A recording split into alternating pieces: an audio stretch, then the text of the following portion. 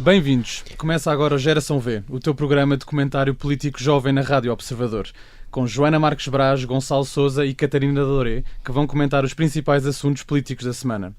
Hoje o Bernardo Faro infelizmente não consegue estar connosco e aproveitamos para lhe enviar um abraço, não é, meus caros? Claro que sim. Precisamente, um abraço. Vai-nos fazer falta o sotaque do Norte. Está presente em espírito.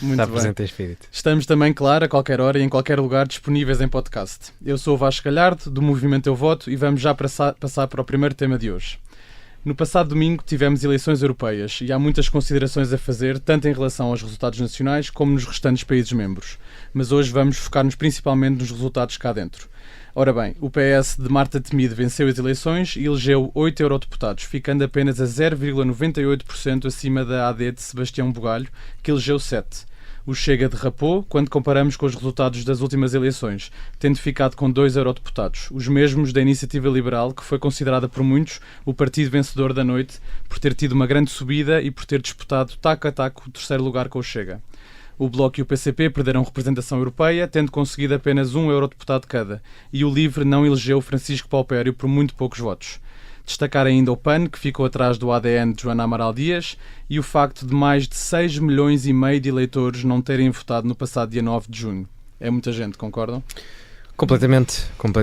Aliás, o grande vencedor foi mesmo a abstenção, porque se não estou em erro nas legislativas, a percentagem da abstenção foi à volta dos 35%. Agora foi 65%. 62, sim. 62, não é? Portanto, tivemos um aumento de quase 30 pontos percentuais da abstenção em Portugal. Tivemos uma descida em relação a 2019, mas quer dizer, este resultado não é nem bom, não é de todo aquilo que nós gostaríamos em democracia. Não, mas é péssimo, e eu acho que até de um ponto de vista democrático, a mensagem que as pessoas passam é que se a democracia é governada pela maioria, a maioria está a dizer que não se interessa pela democracia. Portanto, estão a formar indiretamente uma apologia a outro tipo de regime que não lhes permite escolher. Que é isso que, pelo menos de um ponto de vista pessoal, me chateia mais na questão da abstenção. Eu acho que nas europeias é um bocadinho diferente. Há muita gente que... Há pessoas que nem sequer sabem que estamos a ter uma eleição para a Europa. Exato. Mas é um bocado um distanciamento. Eu concordo, mas eu acho que é diferente ainda é mais legislativas. Grave. Mas ainda é mais grave, porque a maior parte da legislação que nós temos até vem de Bruxelas e não de São Bento. E eu acho que há pessoas que não sabem muito bem como é que é a estrutura política da Europa e, portanto, têm medo de... isto é a minha bolha, como é óbvio. Eu falei com pessoas que diziam eu tenho medo de... não quero votar como votei nas legislativas e, portanto... Porque também houve essa consciência, eu acho que no espaço público houve essa consciência de dizer às pessoas que não era uma segunda volta das legislativas, porque não era. E acho que isso também, as pessoas não sabem o que é que eles estavam a dizer, não sabem o que é que os candidatos realmente estavam a dizer, não sabem o peso que o Parlamento Europeu tem e, portanto, acho que... Mas 6 milhões e meio é muita gente e mesmo com estas facilidades todas do voto em mobilidade, que correu mais ou menos, mas que... Não, isso é bom. E eu, por acaso, gostei da ideia. Mas mesmo assim não foi suficiente. E foi na altura dos feriados. Exato, isso foi das piores datas. É uma medida clara, ou seja, é um indicativo claro de que nós temos que começar a falar da Europa nas escolas, formar as pessoas, temos realmente que começar a falar sobre a Europa. Sem dúvida.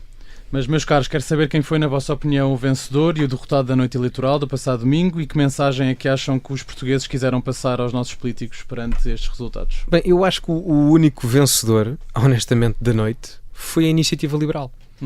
O único. O PS, efetivamente, ficou à frente da AD por um ponto percentual, aquilo foi quase um empate técnico, enfim, ficou à frente com mais um eurodeputado, mas mesmo assim o PS perde um eurodeputado comparativamente a 2019, portanto, eu não sei até que ponto, só pelo facto de se ficar à frente do partido rival, mas perder-se representatividade no Parlamento Europeu, é considerado uma vitória, porque eu não considero uma vitória. No caso da AD, também não posso considerar uma vitória, no sentido em que não fica à frente do PS, e apesar de manterem a representação do mesmo número de eurodeputados e até terem ganho votos comparativamente a 2019, o facto político de ficarem atrás de Marta Temido, que enfim, para a direita não tem a melhor perspectiva mediática, vai ficar sempre presente e marcado na carreira política de Sebastião Bugalho e da AD. Quando ganharam há 3 meses também. Não é? Exatamente, e não é só isso, é que Marta Temido saiu do governo da forma como saiu, não é? Exato. Portanto, logo aí, em termos de popularidade, muita gente conhece Marta Temido, mas o comportamento político que a mesma teve a nível de competência deixou muito a desejar. E isso vai pesar na imagem política do PSD e da AD, que apesar, volto a frisar, terem ganho votos comparativamente a 2019 e não terem perdido eurodeputados, ficar atrás do PS nunca na vida poderia ser uma vitória. No caso do Chega, para mim, do ponto de vista contextual, é o maior derrotado da noite. Eu sei que depois há a narrativa de que, mas o Chega em 2019 não tinha eurodeputados. Sim, desse ponto de vista a análise pode ser feita, mas a realidade é que qual é que é a eleição mais próxima do dia de hoje? Claro, é março de 2024 ou é maio ou junho de 2019, não é? Portanto, há esses dois prismas de análise, não é? Mas qual é que é o mais conjuntural? É o mais próximo. Claro. Portanto, a realidade é essa, embora sejam eleições diferentes. Baixaram de 18 para 9%. Portanto, é uma perda de 9 pontos percentuais e, a meu ver, do ponto de vista comunicacional, a derrota que o Chega teve, neste ponto de vista de análise conjuntural, foi de tal forma grande que as pessoas esqueceram num contexto mediático que o PCP e o Bloco de Esquerda perderam também 50% da sua representação parlamentar no Parlamento Europeu. E já aqui faço a ponte do Chega, da perda que o Chega teve, que acho que muito se deveu ao candidato, que fez uma má campanha. Também há algumas escolhas péssimas, a meu ver, do ponto de vista ideológico por parte do André Ventura, em que o Paulo Núncio criou o termo xeringonça, que acho que é giro. Achas que isso afetou a política nacional? Afetou depois? Acho que afetou alguns votos. Acho que afetou alguns votos. E no caso do Chega começamos a ver uma tendência. Muitas das vezes havia aquela questão, qual é que é o real eleitorado do Chega? E eu acho que já tivemos eleições suficientes para começar a perceber mais ou menos. Vou dar aqui alguns exemplos. Nas eleições da Madeira, o Chega teve 9 ou 10%. Nas eleições dos Açores, o Chega teve 9 ou 10%. E nas duas da Madeira teve 9 ou 10% também. Nestas eleições europeias, o Chega volta a ter 9 ou 10% à volta disso. Os 18% não voltam a acontecer, então? Aqui é a questão. O eleitorado do Chega representa 9 ou 10%. Ventura dá o boost para os 18%. Portanto, o que me parece é que isto é um carro em que o carro dá 9 ou 10 km a hora, 9 ou 10% à hora, e André Ventura é o nitro do carro que puxa para 18. Portanto, é o que me parece o resultado do eleitorado normal, onde o André Ventura, depois, pela sua capacidade política, que é tremenda, consegue ir buscar a outros ramos. No caso do Bloco e do PCP, uma derrota também, seguindo a tendência também da esquerda na Europa, em que perdem ambos representação parlamentar.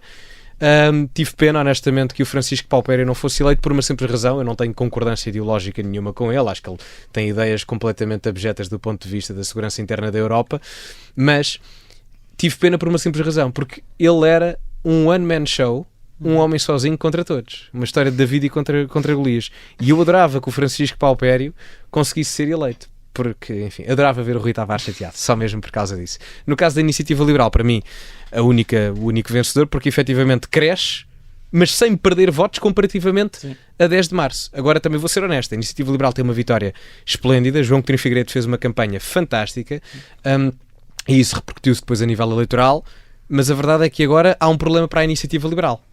Que é? O pós. Ou seja, a Iniciativa Liberal... Rui Rocha. Exatamente. A Iniciativa Liberal manda o seu melhor ativo político para Bruxelas. Para cá fica Rui Rocha, que não conseguiu capitalizar eleitorado nas últimas legislativas.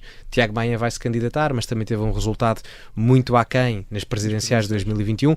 Portanto, a questão é, grande vitória da Iniciativa Liberal, inegável, o único vencedor da noite, a meu ver, mas e daqui para a frente? Como é que ficará aí ele? É a questão. Joana? Olha, eu vou começar por dizer, Gonçalo, eu percebo o que estás a dizer e percebo também a narrativa das pessoas mais à direita de dizerem que o único vencedor foi a IEL. Mas os liberais não são de direita, atenção, no Parlamento Europeu são de centro-esquerda. Está bem. É verdade. Também, e em Portugal onde é que se sentam? Isso é outra discussão. Porque não há mais ninguém de direita, Pois, por isso é que claro. não há direita, não é? Então, E eles aqui- até deviam estar entre o PS e o PSD, não era a direita do PSD. É verdade, é? Aqui a questão é, Como no Parlamento Europeu. mas é que em Portugal nós só vimos esquerda e direita, incluímos lá os valores sociais e os valores económicos e por isso é que nós só temos uma esquerda e uma direita e não temos uma cruz, temos uma linha. Pronto. Mas agora, O que é que queres dizer com isso? em relação ao próprio facto de tu dizeres que o único vencedor foi a IEL e depois dizes e os factos que apresentam. Ou seja, a minha lógica é, se nós usamos a métrica de o PS perder um deputado relativamente às europeias de 2019 para dizer que o PS não ganhou, quando na verdade ganhou, mesmo que tenha sido quase um empate técnico, tal como nas legislativas houve também quase um empate técnico e nós não é por isso que não dizemos que a AD ganhou. Tu ganhas de um ponto de também- vista mediático, podes não ganhar de um ponto de vista político, Mas são coisas a diferentes. questão é, se tu apresentas esse argumento para dizer que o PS não ganhou e a desvalorizar a vitória do PS, quando o PS, relativamente às legislativas, teve mais 4 ou 5 votos percentuais, mas depois a seguir dizes que o Chega não teve uma grande perda porque, apesar de ter elegido, ou seja, no PS a métrica é comparar as europeias de 2024 e 2019. E como elegeu menos um deputado, então não ganhou. Mas no Chega, e repara, olha o que eu estou a dizer, mas no Chega a métrica já é a comparação entre as legislativas e as europeias, e por isso, como o Sim, Chega por uma simples razão, caiu muito nos pontos percentuais, teve uma derrota. Eu também acho que teve. Não, mas repara, Agora, mas só por uma acho que simples o PS razão. Deixa-me só dizer por uma simples razão. É que o Chega praticamente há 5 anos era inexistente. Existia, mas nem sequer foi claro sozinho. Sim, a ou seja, eleições, se tu usas a métrica de comparar legislativas com europeias no mesmo ano para um, então tens que fazer a mesma comparação para o PS, e nesse caso então o PS teve uma subida de 4 pontos percentuais. E tal como o PSD. E também foi uma vitória. Portanto, não, repara, eu estou a ser coerente, porque o PSD isso também aconteceu, porque a percentagem de ambos foi a mesma, quer nas legislativas, quer agora nas europeias, foi um empate técnico com pouca diferença percentual. Ambos cresceram, mas para mim, do ponto de vista político da interpretação mediática, são derrotas. Até porque se... Cresceu menos a AD. Mas cresceu ou não cresceu? Portanto, sim, cresceu, porque um ficou à frente, seja, não é? Isso, eu acho que nós estamos porque ambos cresceram, mas politicamente é uma derrota para ambos, porque agora ninguém se vai atrever a querer eleições novamente. Porque foi essa a mensagem política. Não sei por acaso, não sei se concordo, porque repara, acho que eles cresceram, ambos os partidos cresceram nas legislativas, porque acho que o Chega perdeu força, portanto acho que quem não vai querer ir novamente a eleições é André Ventura, espero eu, pelo menos. Eu se fosse André Ventura, neste momento era aguentar os 50 deputados até... Neste momento acho que quem realmente não quer eleições é André Ventura, acho que a democracia em Portugal teve uma grande vitória nestas europeias, quer à direita, quer à esquerda, quer em ser liberal. E na Europa, Fiquei com uma grande... Pois, não vamos falar de França sequer. Fiquei com uma grande pena e agora. Mas olha que estás enganada, eu já te explico porquê. Porque a esquerda teve uma vitória. Coutinho Figueiredo, fiquei muito, muito triste por ele ir para a Europa, porque estas eleições foi a prova clara de que nós precisávamos dessa oposição à direita. E não temos. Não posso. Não, a sério, eu gostava muito que Coutinho Figueiredo ficasse em Portugal. Acho que sim. Mas ele já não estava. Não estava, e lá está, não estava, e eu tenho pena que não esteja, porque apesar de da Iniciativa Liberal não ser um partido com o qual eu concordo a nível de ideologia e o projeto que eles têm para o país, mas eu acho que o Coutinho Figueiredo fazia aqui era uma grande mais-valia para a democracia e para o combate à extrema-direita. À extrema-esquerda também. Não sei, se tu fores a ver se fores a pensar nos valores sociais, o Bloco e a IEL partilham muitas ideias muito progressistas, abertas. O apoio a Hugo Chávez na altura da ditadura venezuelana certamente não é um deles, não é? Portanto, se calhar é uma... Acho que para nos focarmos ainda nas europeias, em relação ao livro que gostava de fazer uma nota, em relação ao PS, acho que é uma excelente vitória. Fiquei muito feliz que o povo português tenha feito um bocadinho as pazes com o Partido Socialista, pelo menos nestas eleições. Continuem a fazer-lhes pressão, porque realmente o Partido Socialista precisa de uma grande reforma, mas fiquei com um bocadinho mais de fé na política portuguesa depois das europeias. Em relação ao livro, fiquei muito triste com Paupério não ter sido eleito. Acho que, concordo contigo, acho que Paupério foi um one-man show. Acho que foi menos de 10 mil votos, não é? Que ele não foi 9 mil e qualquer coisa.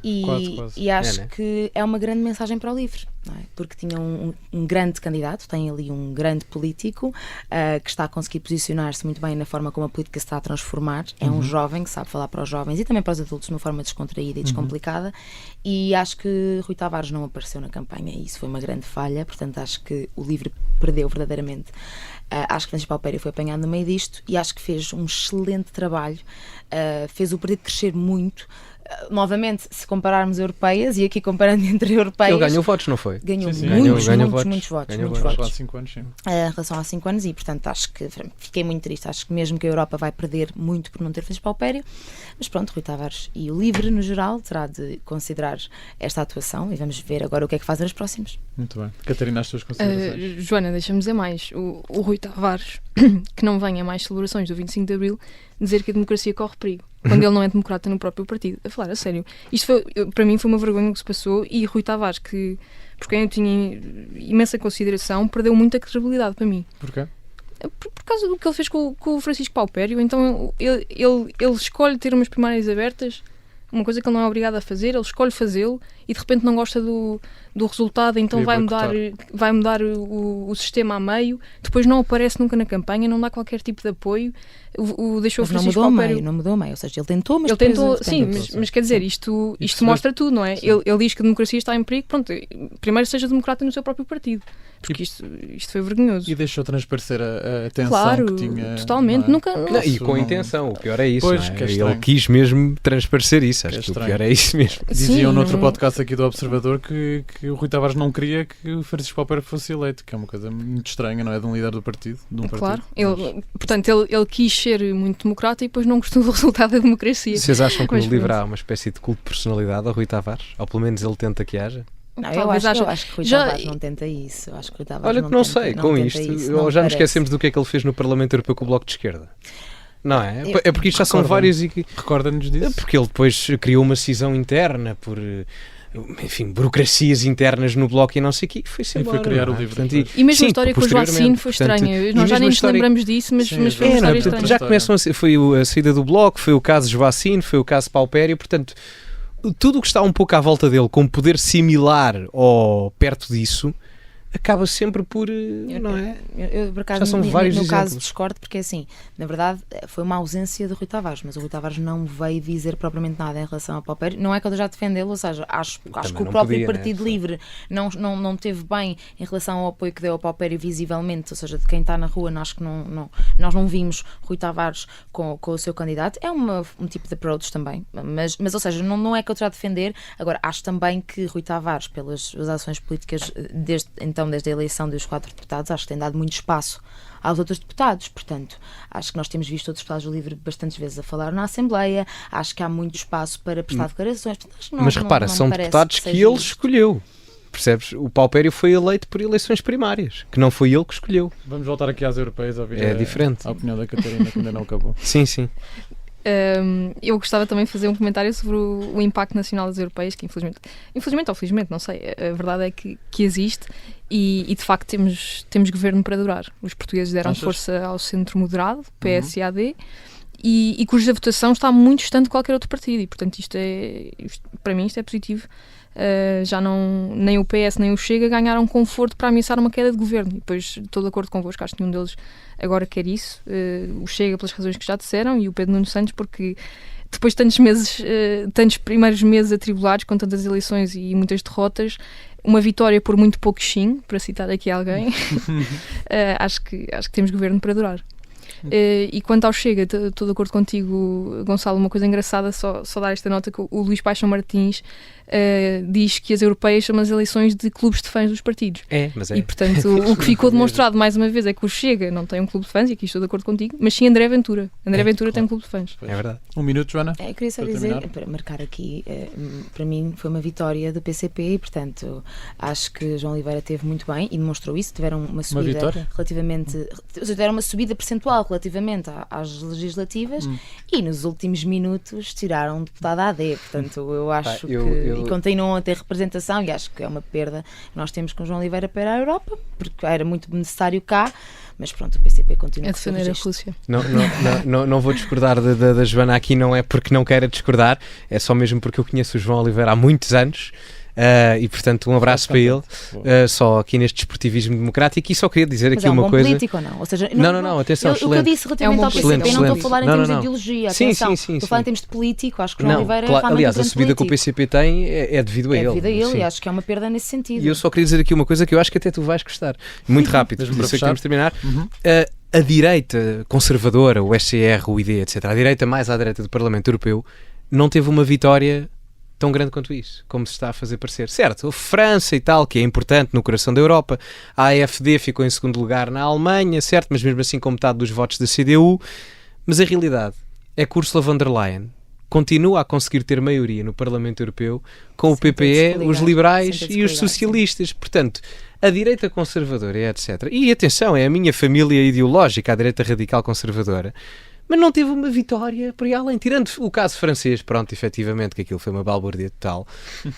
O resto, Mas nem por isso. Dizes que isso é uma boa notícia, porque achavas que a Ursula von der Leyen ia se coligar com a extrema-direita, para mim é uma má notícia. Considerar percebi, que ela não. iria fazer isso, Temos que considerar fechar. que ela se ia ligar às Não, eu não forças- gosto da Ursula von der Leyen, Pronto. portanto, para mim não era bom. Eu estou só a dizer é Sim, que sim, sim, as estou a maiorias perceber, não estou a perceber. permitem isso, estás a ver? Sim, sim, Pronto, é sim, isso. sim. Já voltamos para a segunda parte do Geração V. Vamos ainda falar sobre o sempre polémico 25 de novembro. Até já.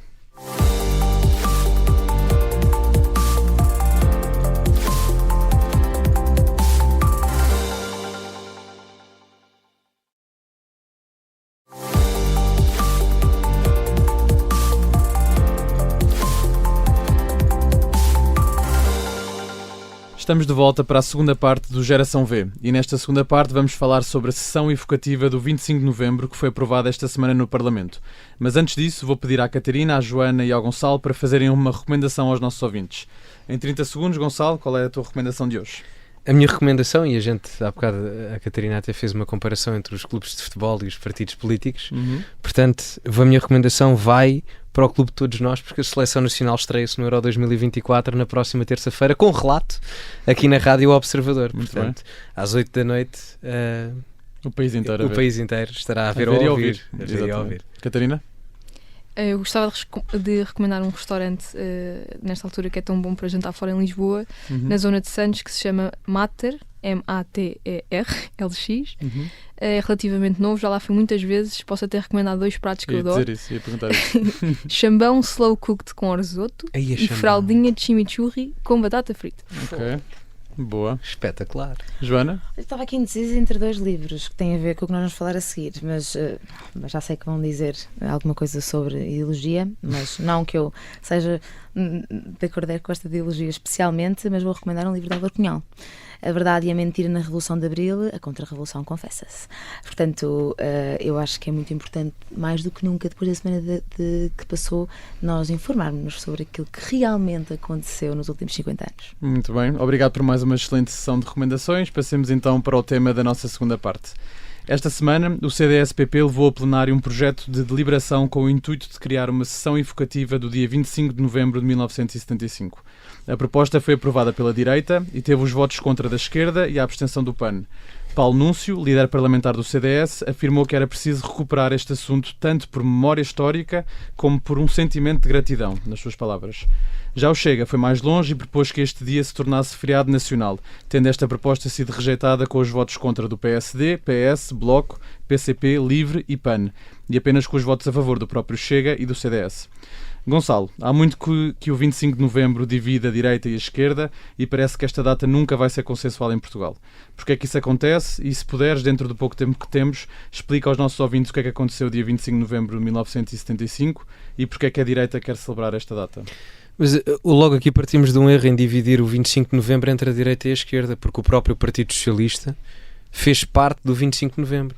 O Mário Soares, o 25 de novembro, é uma união feita entre os socialistas do PS tradicionais, até aos democratas cristãos do CDS, passando por liberais, sociais-democratas, socialistas, que todos se uniram no sentido de rejeitar a implementação de uma ditadura comunista em Portugal no pós-25 de Abril. Houve períodos efetivamente muito tensos, onde determinadas propriedades privadas por todo o país foram tomadas por ações de extrema-esquerda, isso efetivamente é verdade, mas dividir isto entre esquerda e direita, eu sei que se tenta fazer isto e há um aproveitamento político da direita que faz parte da mesma forma que a esquerda o faz no 25 de Abril para dividir isto numa forma dicotómica e fazer construção política, mas a mim isso chateia-me. Não faz sentido. Não faz sentido porque a esquerda fez parte do 25 de Novembro também pelo PS. A realidade é essa, mesmo que isto não dê jeito à narrativa política da direita com a qual eu me identifico, não é? Mas a realidade é que fez parte do 25 de Novembro. Então porquê esta tensão toda? Porque ganha-se votos. O Nicolau Maquiavel dizia dividir para conquistar e isto faz parte da narrativa política para adquirir poder de um lado e do outro. Agora, se querem fazer feriado, acho bem que se façam feriado no 25 de Novembro, muito honestamente. Não percebo o porquê de se rejeitar o feriado no 25 de Novembro. Se querem celebrar e se acham que sim, isto... Depois, um dos argumentos era medir a importância dos feriados. Quer dizer, por exemplo, o feriado do 1º de dezembro é mais importante do que o feriado do 25 de abril, porque o 1º de dezembro restaurou a independência de Portugal enquanto nação soberana, não é? Portanto, o 25 de abril deu-nos democracia, mas nós estávamos sobre a alçada ainda nacional. Portanto, logo aqui medir as importâncias não faz sentido. E acho que é um tópico, se é feriado, se não é feriado, é fé de ver, porque na realidade o 25 de novembro estabeleceu institucionalmente a democracia em Portugal, é verdade. Mas não o teria feito sem o 25 de Abril em determinada instância, porque isto é a mesma coisa que dizer que o 25 de Abril abriu a porta no momento inicial para criar algo novo em Portugal. O 25 de Novembro permitiu a delineação das arestas daquilo que era o regime democrático baseado nas intenções do Bloco Central entre o PS mais à esquerda e um PSD mais ao centro-direita. Portanto, foi isso efetivamente que aconteceu. Deve ser celebrado, a meu ver, acho que sim. Se querem fazer o feriado também acho bem, não percebo a recusa.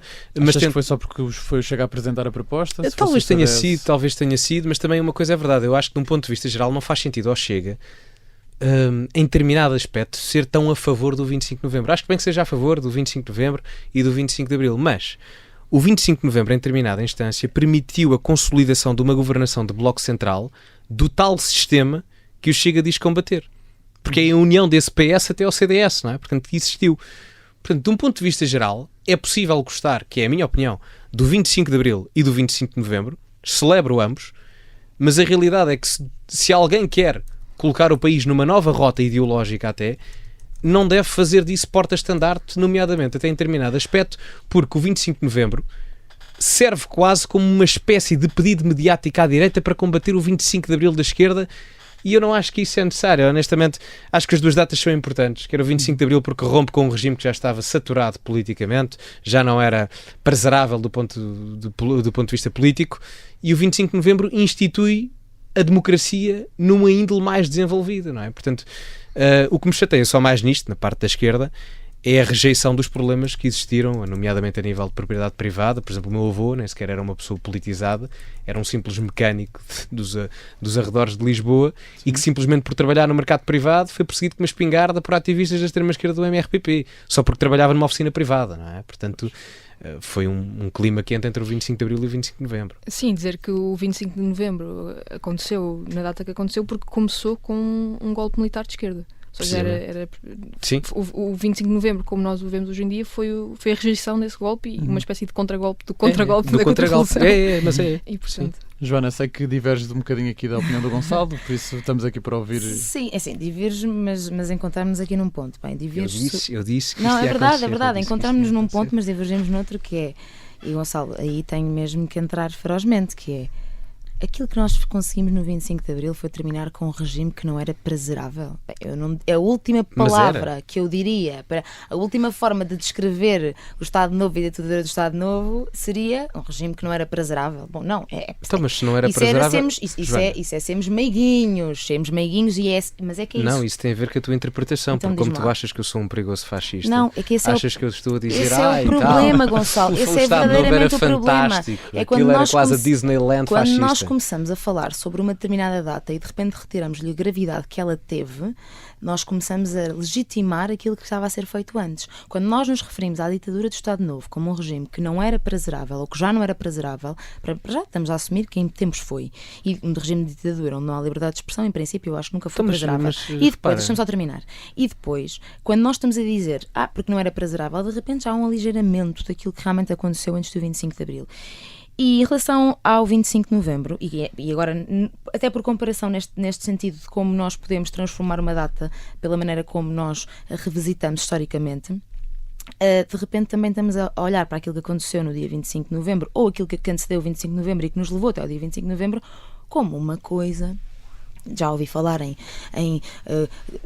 sequestros, muitos sequestros. É verdade, Pinheiro de Azevedo foi sequestrado, mas Pinheiro de Azevedo também disse sobre o sequestro que lhe fizeram em novembro de 75, que chateou-me. Ele disse, chateou-me. Portanto, uma pessoa quando é sequestrada e diz chateou-me, em princípio o sequestro não foi como nós o tentamos passar hoje ou como a direita tenta passar hoje. Eu acho que o problema do 25 de Novembro é este, e é aqui que nós concordamos. Acho que a direita está realmente a tentar apropriar-se de uma data que não é dela. Portanto, no 25 de Novembro, aquilo que tivemos foi a esquerda contra a esquerda, não é?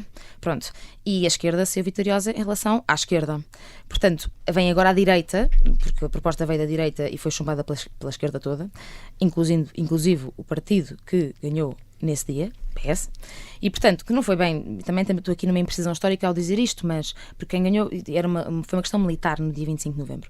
Mas, ou seja, temos aqui a direita a tentar ser convidada para uma celebração da qual, bom, não faz assim de grande parte porque não teve assim tanto. Mas aí o problema está na esquerda que quer rejeitar essa data. E eu acho que para mim não há um problema, porque assim, a esquerda conhece a data, a esquerda sabe o que é que aconteceu nessa data e por isso é que a esquerda não quer celebrar essa data. Não é celebrar no sentido de não vamos todos aplaudir que aconteceu 25 de Novembro. Eu também acho que sim, acho que foi um dia importante, acho que foi um dia extremamente importante para a construção da democracia, tal como foi o dia 2 de Abril de 66, quando aprovámos a Constituição, que já estava a ser escrita nessa altura, escrita por uma Assembleia Constituinte que foi eleições no dia 25 de Abril de 75, portanto, nós tivemos o 25 de Abril de 74, em que conseguimos o poder para o povo e para os militares. No dia 25 de Abril de 75, houve uma eleição por uma Assembleia Constituinte, onde foram escolhidas as pessoas que iam escrever a Constituição.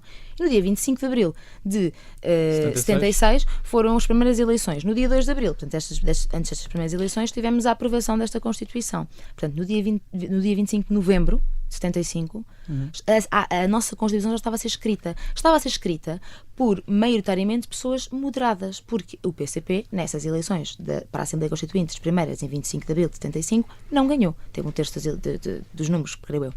Qual é o grande problema do 25 de novembro e de celebrar o 25 de novembro? E Rui Tavares, por acaso, teve uma intervenção muito interessante na terça-feira no Parlamento, que foi Rui Tavares, que é, na verdade, o histórico da sala, portanto, é a pessoa ali da sala que é o historiador, não é histórico, é historiador, pergunta a Paulo Núncio, olha, diga-me lá, esclareça-me lá quais são os factos que realmente quer estar a celebrar, para eu lhe dizer se voto que sim ou que não. Portanto, diga-me exatamente e concretamente aquilo que quer celebrar no dia 25 de novembro. Paulo Núncio não lhe soube responder. Paulo Núncio começa naquela demagogia, porque estava a haver um ataque à liberdade, um ataque a não sei o quê, montes de ataques estavam a acontecer. Mas haviam ataques. Claro, mas o quê? Mas o quê? O meu avô foi perseguido com espingardas e tu estás-me a dizer que não havia. Vamos não personificar, porque quando nós dizemos que houve uma pessoa que fez, eu também posso dizer uma pessoa da parte da extrema... Não havia ataques o quê? As apropriações de propriedade privada que existiam. Claro, tu podes dar um caso de... O país estava quase em guerra civil. E as bases do PCP que foram bombardeadas também. Houve pessoas que tiveram que sair para a Espanha. As pessoas do PCP que foram bombardeadas também. Mas, Gonçalo, nós temos casos... Mas ninguém está a dizer isso. Então, por isso mesmo, é mais uma razão para a esquerda dar razão à celebração disso. Nessa altura... Ou isso também já não é preservável? Nessa altura, o país estava isso já é preservável. Estás a descontextualizar uma palavra para outra, não é? Mas se quiseres não, é porque se quiseres fazer isso, agora, fazemos essa mesma coisa, não é? Porque tu pegaste no argumento todo só para fazer aquela questão de cancelamentos em que vocês fazem constantemente. Se me quiseres tentar explicar o que é que acabaste de dizer, não, que eu prazerável, porque é que trouxeste à conversa, podes falar à vontade. Felizmente a gente já não está no verão quente, não tens aí nenhuma espingarda. Mas é que no verão quente, repara, não era só a direita que estava a sofrer ataques, o PCP também estava a sofrer ataques. Eu com esta conversa parece que de repente vão dizer-me que eu segui uma lição ao PCP. Não é isso. A questão é, a maior parte das pessoas que falam hoje sobre o 25 de novembro e toda a gente tem uma opinião sobre o 25 de novembro, eu gostava que alguém me conseguisse explicar onde é que aconteceu o 25 de novembro. Portanto, Gonçalo, se tu me conseguisses explicar historicamente e facticamente o que é que aconteceu no dia 25 de novembro e já agora o que é que aconteceu no dia 26 de novembro, não sei se temos tempo para isso. Onde é que estava o Hotel Saraiva? Onde é que estava o Hotel Saraiva no dia 25 de novembro? Quem é que estava a gerir o país no dia 25 de novembro? Rio Maior, Loures, Jaime Neves, nada. Quem é que era Vasco Lourenço? Gonçalo, eu sei, o meu problema em relação ao 25 de novembro... Não, eu sei, o problema. Então, quem é que começou o ataque? Quem é que começou o ataque?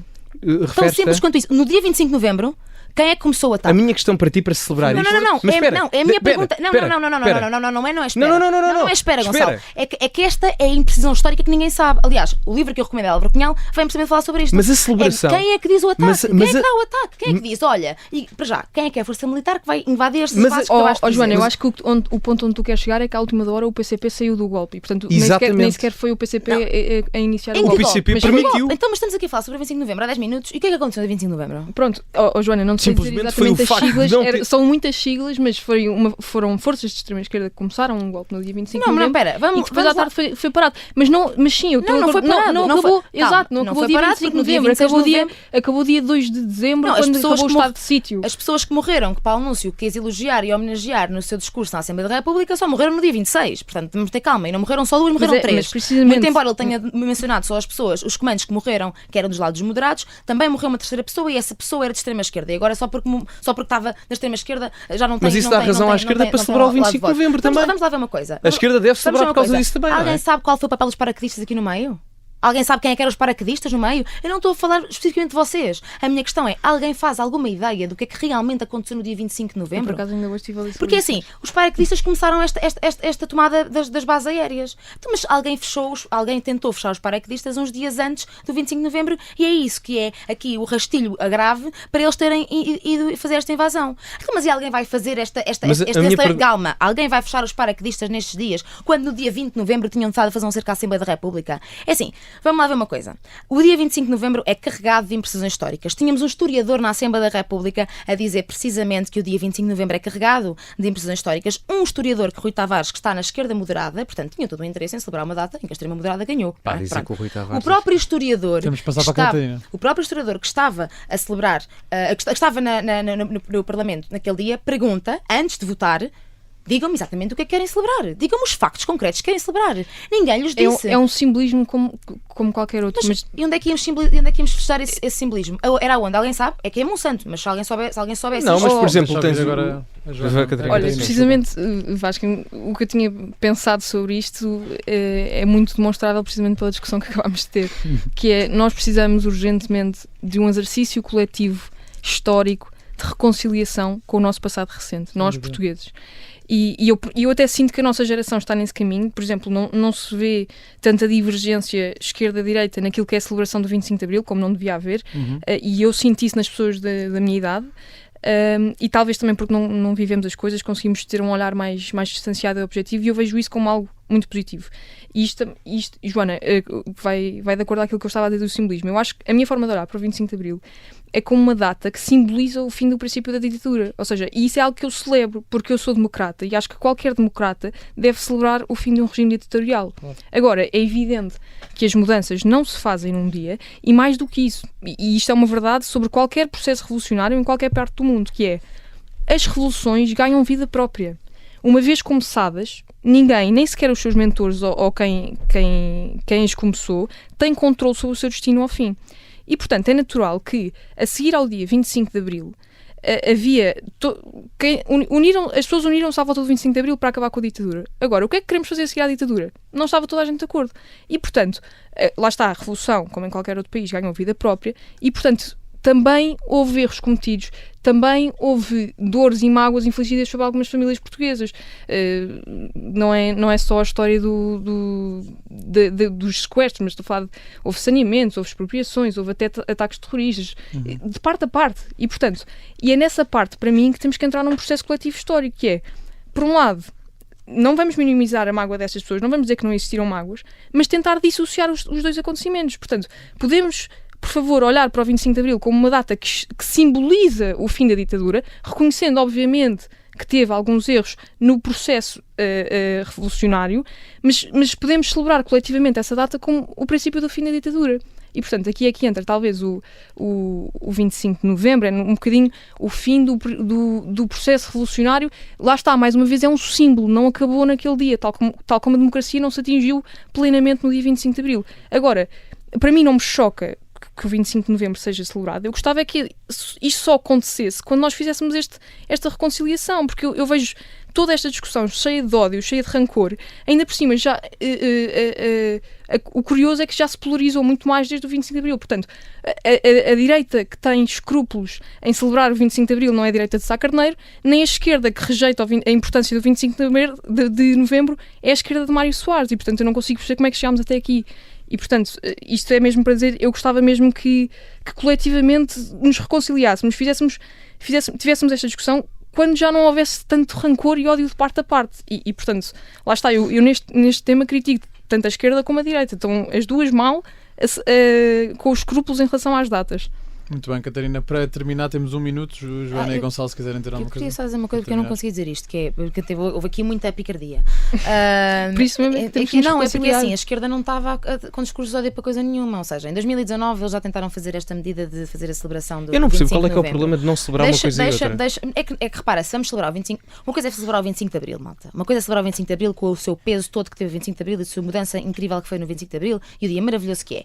Outra bem diferente é celebrar o 25 de Novembro. Então aí, porque é que não celebramos o dia 2 de Abril de 76, que foi o dia em que tivemos a Constituição moderada? Porque é que não celebrámos o dia 25 de Abril de 76 também, que foi onde tivemos as primeiras eleições? Primeiras eleições são tudo simbolismos. Vamos falar de uma coisa. Vasco Lourenço foi um dos principais rastilhos, a colocação de Vasco Lourenço na região militar de Lisboa e tirar o Hotel Saraiva desse mesmo cargo, foi um dos principais rastilhos para o 25 de Novembro, ok? E o próprio do Vasco Lourenço, em 2019, diz que as comemorações que é contra as comemorações das datas que dividem, porque o 25 de Novembro é uma data que divide e, portanto, as datas que dividem não devem ser comemoradas, diz ele sobre o 25 de Novembro. Agora já diz que, isto tudo, a citar tudo artigos aqui do Observador, que comemorar o 25 de Novembro, sim senhor, até pode ser, mas a proposta da IEL está carregada de más intenções. Este é o problema de celebrar o 25 de Novembro. O problema de celebrar o 25 de Novembro neste momento é que a direita quer utilizar o dia 25 de Novembro como o dia em que a extrema-esquerda perdeu. Não está a querer celebrar o dia 25 de Novembro desta maneira que acabaste de dizer, Catarina. Porque se quiser celebrar o dia 25 de Novembro desta maneira que acabaste de dizer, quando Rui Tavares perguntar para o anúncio o que é que ele quer celebrar, ele tinha dito. Mas e não disse. Mas as duas coisas são verdade. Tanto a extrema-esquerda perdeu. Não, eu acho, sinceramente, eu acho mesmo pequenino a extrema-direita, a direita, no geral, estar a querer pegar nesta data, em vez de simplesmente assumirem que o 25 de Abril é uma data de todas as pessoas, é de todos os portugueses.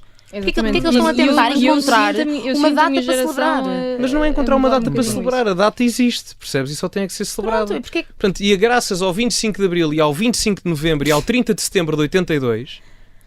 Atenção. Isso é o quê? A revisão É a constitucional? revisão constitucional que permite o direito à propriedade privada, que permite nós estarmos aqui nesta rádio, numa propriedade privada, a falar livremente. Portanto, o Tem o dia 2 de processo... Abril, esqueceste. Temos O que mesmo processo, fechar. eu vou chamar isto o PDC, que é o processo democrático em curso, deve ser celebrado Eu acho que na íntegra, em todos os seus é processos, desde o fascinante, 25 porque de Abril, é fascinante porque passando Paulo pelo Núncio- 25 de Novembro, Paulo Núncio até está num partido 1982, recusou a Constituição na de 2 revisão de Abril. constitucional. Está Vamos num fechar. partido que A recusou Constituição, Constituição. no seu preâmbulo, O era CDS socialista. não aprovou a Constituição. Claro, é normal, era socialista. Opa, por amor de Deus. Temos mesmo Eu acho é acabar. que irmos E a à caravana história, não- irmos não à dá- história buscar argumentos para o presente é gravíssimo. É Então, gravíssimo. não se estuda a história. E Não demonstra se estuda a uma ignorância, É só no uma ignorância esquerda.net. gigante. Hã? Não é? Uma ignorância Não se gigante. estuda. Esta semana ficamos por aqui. Obrigado, Catarina Dores, Joana Marques Braz e Gonçalo Sousa. Temos encontro marcado todas as sextas-feiras às 21 horas na Rádio Observador. Lembrar que estamos em todas as habituais plataformas e é muito importante para nós que cliques em seguir este programa na aplicação que habitualmente usas para ouvir podcasts e o partilhes com os teus amigos e familiares. O Geração V é uma parceria entre o Eu Voto e a Rádio Observador. Eu sou o Vasco Galhardo, muito obrigado por estares desse lado e até para a semana.